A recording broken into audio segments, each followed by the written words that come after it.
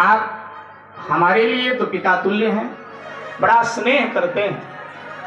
कितनी ठिठुरती सर्दी है, लेकिन यहाँ भी स्नेह पूर्वक आप पधारे हैं। दुर्गा माता मंदिर A5 में आप वहाँ के अध्यक्ष हैं। और मैं आप सबको बताऊं कि 1990, कितने वर्ष हो गए जोड़ना आप सब, 1990 से अब तक ग्रोवर जी के यहाँ साल में प्रतिवर्ष 1 से 2 कथा हमारी, एक तो होती ही होती है, कई बार 2 कथाएं भी साल में हो जाती हैं। और अनेक कथाकारों की पाठशाला है आपका दुर्गा माता मंदिर। आदरणीय प्रेम भूषण जी से लेकर के अनेक कथाकार वहीं से निकले हैं। तो ये बड़ा स्नेह ग्रोवर जी का है। भी ग्रोवर जी 2 शब्द भी कहेंगे। तो जय जय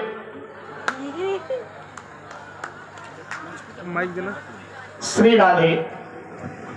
ग्रोवर जी 2 शब्द कहेंगे और इसके बाद में फिर भजन का आश्रय लेंगे। जय जय श्री राधे, जय जय श्री सीताराम।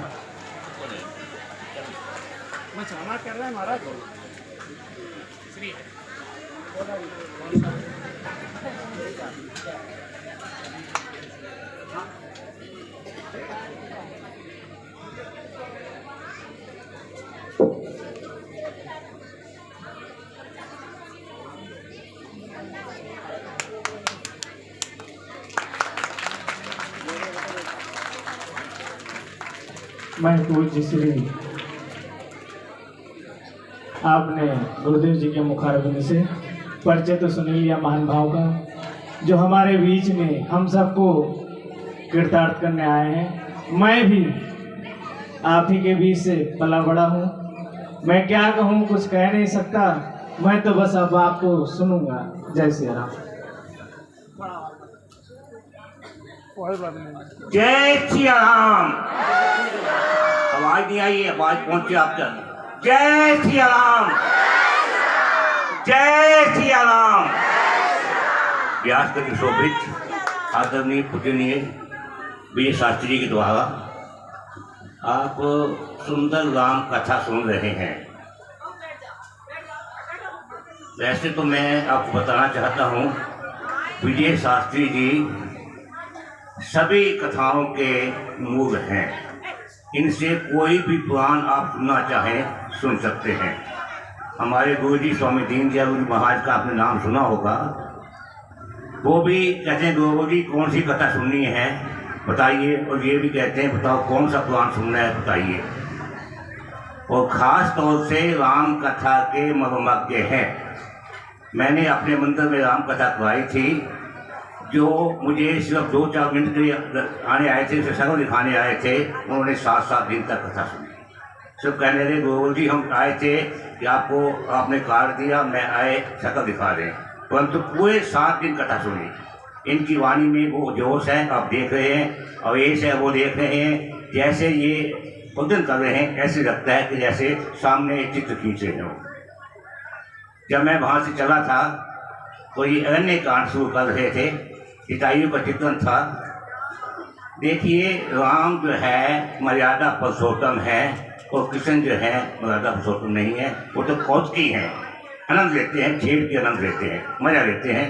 कौतकी भगवान हैं और राम कृष्ण जो है आज हमारे मर्यादा पुरुषोत्तम हैं। इनकी हर बात मर्यादा पे चलती है। भगवान कृष्ण को मर्यादा की कोई परवाह नहीं है। जहाँ जैसा रूप हो वैसा रूप दिखा देते हैं। परंतु ये देखिए भगवान कृष्ण की कथा जीवन और राम कथा का जीवन मिलता जुलता है। वहाँ किसी और रूप में है, यहाँ किसी और रूप में। इतने दयालु हैं। मुझे याद आया है कि जब दशरथ युद्ध में जख्मी हो गए तो जटायु ने उठा के उनको सुरक्षित स्थान पर ले गया। दशरथ जी कहने लगे जटायु कुछ मांग ले। कहने लगा मैं मांगता हूँ आपका जी पहली संतान हो, मुझे दे देना। अब दशरथ ने सोचा मेरे यहाँ बेटा तो है नहीं, जब बेटा होएगा देखा जाएगा, अब तो कह दूँ दे दूँगा। जब राम बेटा हुआ तो जटायु आया। अब दशरथ जो है मुँह के वश दे नहीं पाया, तो जटायु उसको उठा के राम जी को उठा के चल पड़े। अब राम जी ने अपना वजन बढ़ाया तो जटायु को नीचे जाए। कहने लगे तुझे क्या चाहते हो? क्या चाहते हैं आप? कहता हूँ मैं चाहता हूँ कि मेरा क्रियाक्रम आप करिए, बस यही है, मैं क्रियाक्रम करूँगा, मुझे वापस छोड़ो।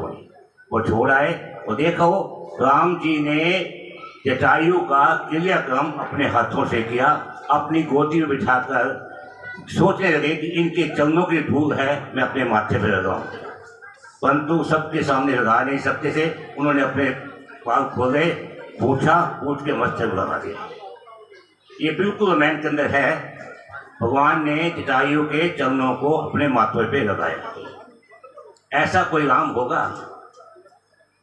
कोई राम कथा अगर सुने, महाराज ने सुनाई है, एक एक चित्रण जो है हमारे जीवन में उतारने वाला है। उतारने भाई भाई कैसा है,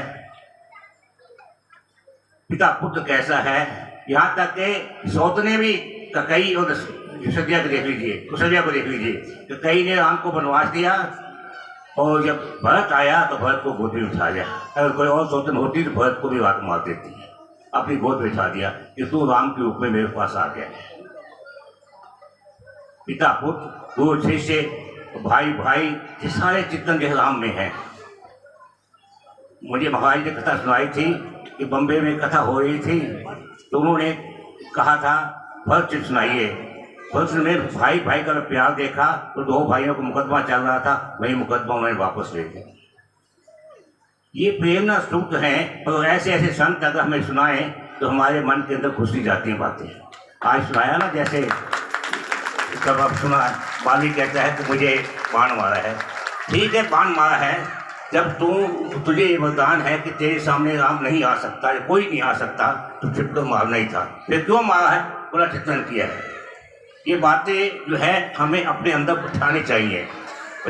और एक बात इन्होंने बड़ी अच्छी कही है, मैं आपको बताना चाहता हूँ। एक स्त्री का पति आया तो उसने पूछा कहाँ से आ रहे हो?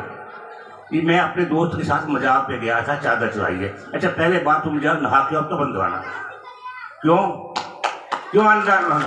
कहते जब तुम अपने पिता का क्रियाक्रम करके आए थे, शमशान घाट में करके आए थे, तो क्या आप अंदर एकदम नहाए नहीं थे, स्नान नहीं किया था?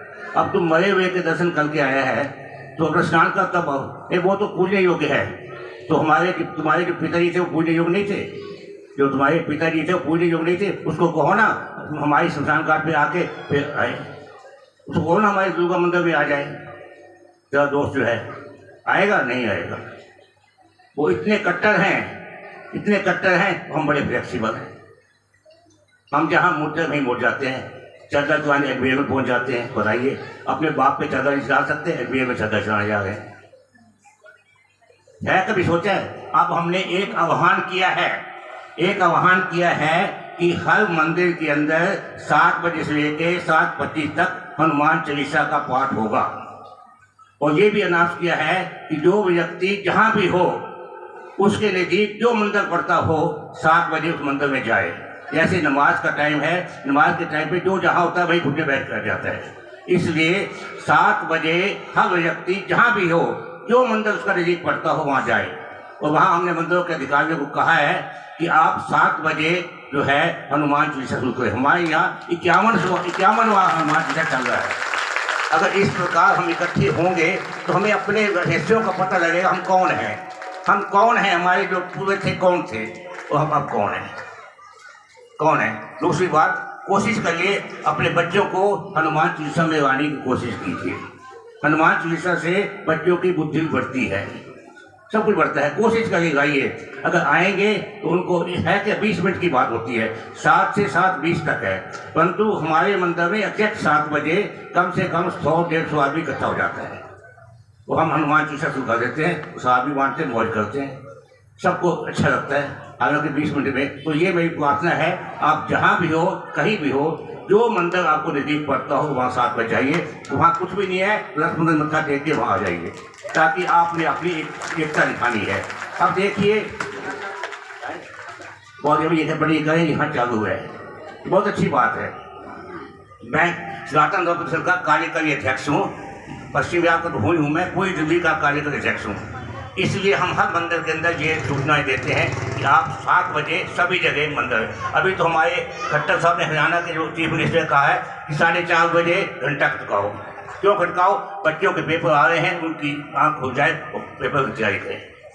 हम लोग समाज का कल्याण चाहते हैं, परंतु ये जितनी जातियाँ हैं अपना कल्याण चाहती हैं, बाकी कोई परवाह नहीं।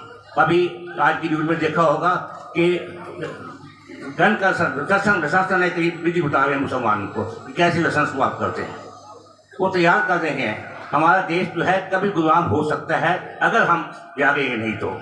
हमारी बहुत अच्छी किस्मत है, बहुत भाग्य है, हमें मोदी जैसे प्राइम मिनिस्टर मिले हैं जिन्होंने ये उथल की है, ये उथल पुथल की है। आज तक उथल पुथल कभी नहीं हुई थी, अब जो हुई। मैं अधिक न कहता हुआ महाराज को धन्यवाद करता हूँ, उन्होंने मुझे 2 मिनट बोलने का समय दिया। विषय तो बहुत है, जगाने के लिए विषय बहुत है कि कैसे आप लोगों को जगाया जाए, उठाया जाए, परंतु समय न होने से मैं आपको माफ़ी मांगता हूँ। धन्यवाद।